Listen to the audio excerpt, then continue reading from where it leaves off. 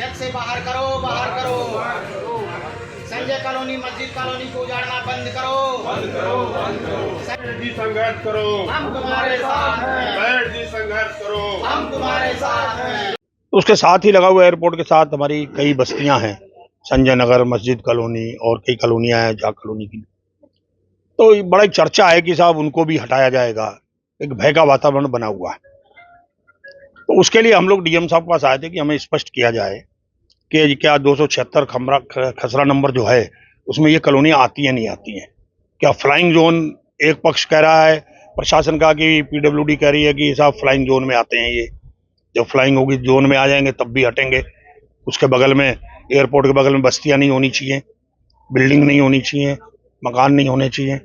तो उसके लिए हम आए थे डीएम साहब के पास कि इन बस्तियों को बचाया जाए, और अगर उसके बाद भी ये बस्तियां अगर जाती हैं, फ्लाइंग जोन में आती हैं या एयरपोर्ट के विस्तारीकरण में आती हैं, अभी तो स्पष्ट नहीं किया। आज भी डीएम साहब का ये कहना है कि हम इसको देखेंगे, किसी के साथ अन्याय नहीं होगा।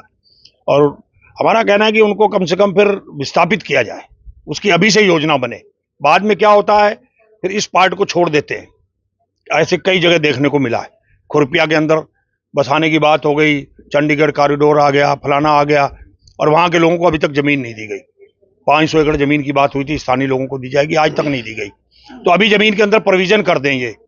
जब 800 एकड़ में आप और विभागों को दे रहे हैं, गेस्ट हाउस को दे रहे हैं, आर्मी को दे रहे हैं, और कई विभागों को दी है उन्होंने, राजस्व विभागों को दी है, जिसमें से 500 एकड़ में लगभग एयरपोर्ट का है और 300 एकड़ अन्य विभागों को दी गई है। अलग अलग उसका वर्गीकरण किया गया। तो इनके लिए भी दे दें 4-5 एकड़ जमीन, ताकि उसके अंदर ये भी लोग बस जाएं एक साइड में, या और जमीन दें पंतनगर की एक्वायर करके, तो इनका भविष्य भी तो हो।